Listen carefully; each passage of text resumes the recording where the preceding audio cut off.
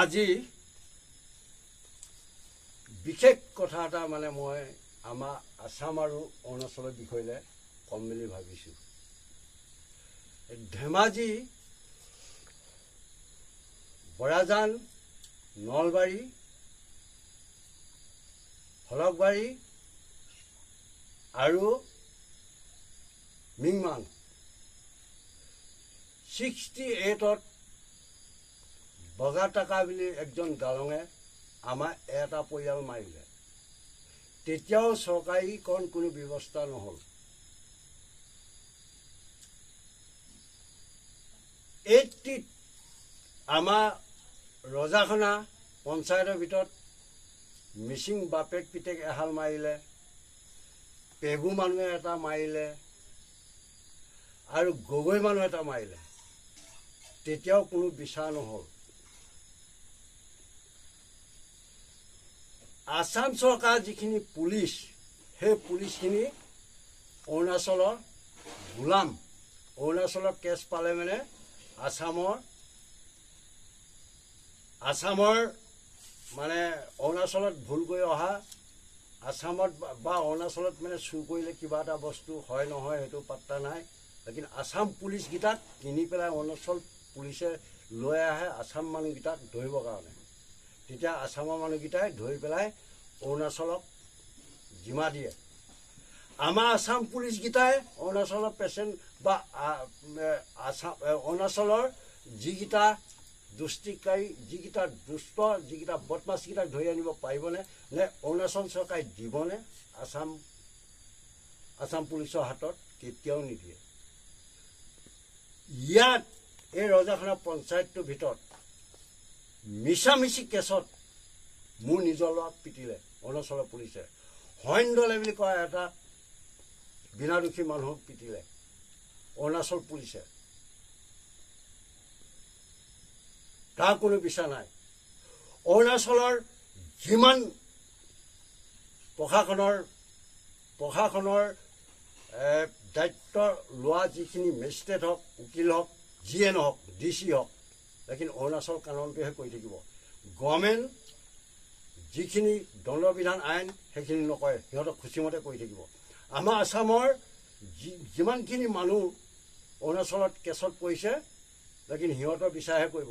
এই মানুহটোৱে প্ৰকৃত কৰিলে না কয়, সেইটো বিচাৰ নকৰে। সেই মানুহটোক ঠিকছে পিটিব লাগে বুলি ঠিকছে পিটিব।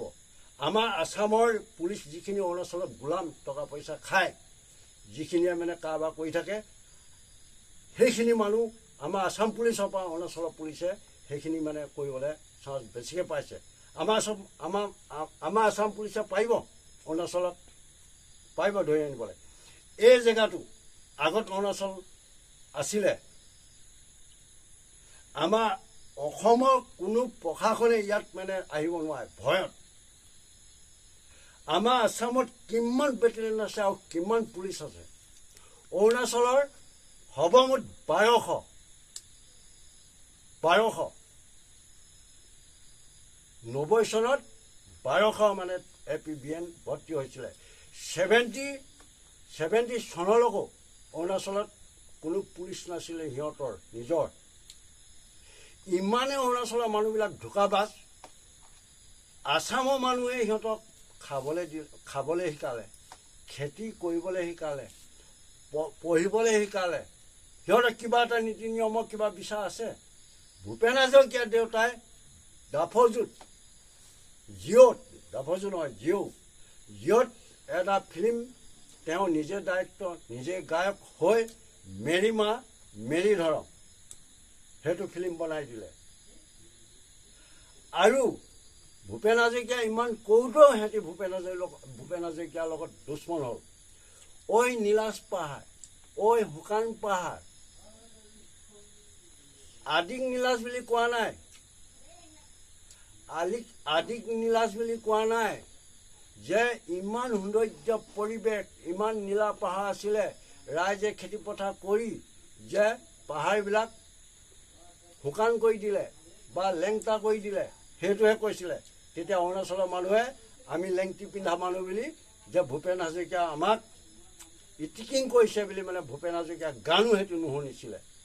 79ত সিহঁতি কি কৰিলে সাধাৰণ এটা কথাত আমাৰ অসমত যিমান চাকৰিয়াল আছিলে সেইখিনিক মাৰিবলৈ ধৰিলে নিজৰ গুৰুক নিজৰ ছাত্ৰই মাৰিবলৈ ধৰিলে নিজৰ গুৰুক নিজৰ ছাত্ৰই মাৰিবলৈ ধৰিলে অৰুণাচলৰ নিচিনা বিবেক নাইকিয়া এটা ষ্টেট আৰু দুনিয়াত নাই সেইপিনে নাগালেণ্ডে মাৰিব এইপিনে অৰুণাচলে মাৰিব আমাৰ আছামক ইজৰাইল আৰু ফেলিস্তান এনেকুৱা জ্ঞান নাইকিয়া দুখত আজি সিহঁতৰ কেতিয়াও জীৱনত মানে শান্তি নাই অৰুণাচলে ভাবিছে নেকি অৰুণাচল চৰকাৰখন কিমান ধনী সিহঁতি জানে নেজানে আৰু আছাম চৰকাৰখন কিমান ধনী সিহঁতি জানে নেজানে মই আছামৰ ব্যক্তিগত মই দুখীয়া হ'ব পাৰোঁ আছাম চৰকাৰে কোনো দিল্লীৰ লগত টাচ নাইকিয়াকৈ চলিব পাৰে অৰুণাচলে পাৰেনে আজি ভিডিঅ' মই ইমানকৈ কৈ সামৰ্থ্য দিছোঁ মই